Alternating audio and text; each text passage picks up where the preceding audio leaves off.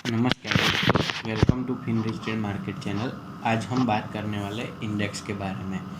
तो सबसे पहला प्रश्न हमको होता है कि इंडेक्स क्या है। तो इंडेक्स एक पोर्टफोलियो है पूरा शेयर का, जो रिफ्लेक्ट करता है एक नंबर के रूप में। और दूसरा प्रश्न हमको होता है कि इंडेक्स की ज़रूरत क्या है। तो हमें इंडेक्स इसलिए ज़रूरी है कि अगर हमें मार्केट की डायरेक्शन जानना है या मार्केट का मूवमेंट देखना है तो हमें डायरेक्टली इंडेक्स बता सकता है कि मार्केट बुलिश है या बेरिश है। और अगर हम बात करें कि इंडेक्स है क्या, तो देखें तो अभी निफ्टी 50 या सेंसेक्स 30 दो हम ले सकते हैं कि उसमें क्या है कि सेंसेक्स की बात करें वो भी एक इंडेक्स है, तो वो 30 शेयर से बना हुआ है।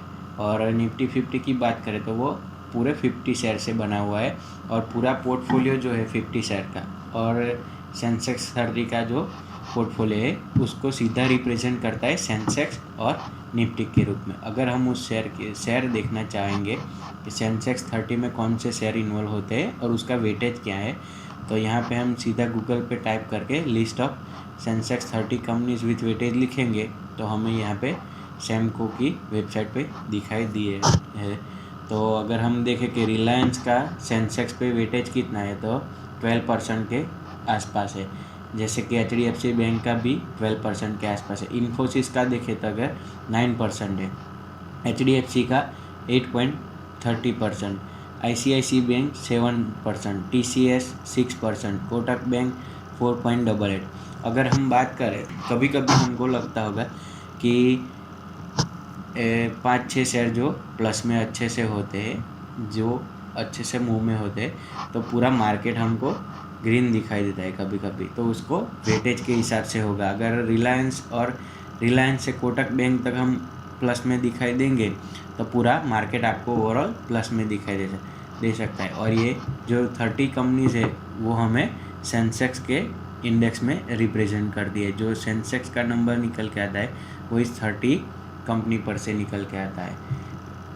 सेम वैसे ही हम देखेंगे निफ्टी 50 स्टॉक्स के बारे में। अगर हम देखें कि निफ्टी 50 में HDFC बैंक का वेटेज 11.21% है, रिलायंस का 11.17% और ये HDFC लिमिटेड का 7%, इन्फोसिस 7%। अगर हम देखें कि ये 50 जो स्टॉक्स है वो हमें निफ्टी 50 के रूप में रिप्रेजेंट किए जाते हैं। अगर हम देखें कि इंडेक्स कैसे बनाए तो ये 50 स्टॉक्स का जो मूवमेंट होता है वो हमें रिप्रेजेंट करता है निफ्टी इंडेक्स। तो ये दो इंडेक्स बहुत ही ज़्यादातर दिखे जाते हैं बाज़ार में। और एक तीसरा इंडेक्स है जो कि इंडिया विक्स। ये शायद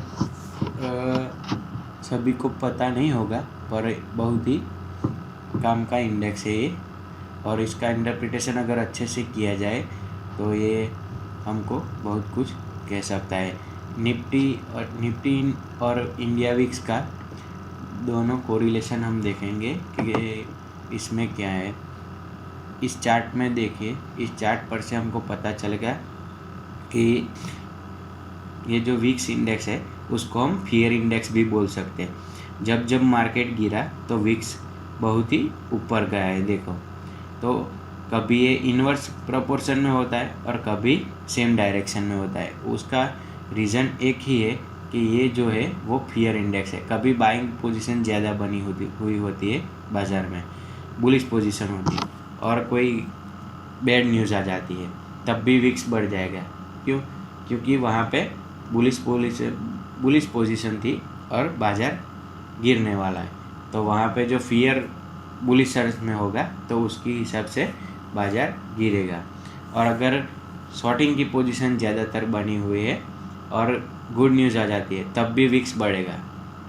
ओके, तो फियर इंडेक्स विक्स को बोलते हैं और विक्स के हिसाब से आप निफ्टी में भी अच्छा सा ट्रेड ले सकते हैं। और एक और बात कहना चाहता हूँ, एक एक्सपीरियंस है मेरा कि अगर ये 50 शेयर्स है, इसमें से शायद आप देखो कि कोई एक शेयर निकाल कर दूसरा ऐड हो सकता है अगर निफ्टी के क्राइटेरिया पूरे नहीं होते तो। फिर तो जो शेयर निफ्टी में ऐड होने वाला हो और निफ्टी में से निकलने वाला हो, तो निफ्टी में जो ऐड होने वाला हो उस शेयर को आप बाई कर सकते हैं उस मंथ के दौरान, जब आपके पास न्यूज़ पहुंच जाए। तो वो न्यूज़ कहाँ मिलेंगी, तो आपको आपका ब्रोकर ही मेल करेगा कि ये स्टॉक्स निफ्टी 50 में से निकल जाएगा या ऐड हो जाएगा। अगर ऐड होने वाला है तो उसको आप बाई कर सकते हैं, आपको आराम से 10 to 20% का रिटर्न एक मंथ में मिल जाएगा। और अगर निकलने वाला है तो आपके पोर्टफोलियो में है तो आपको पोजीशन लाइट करनी चाहिए उस शेयर में। Thank you.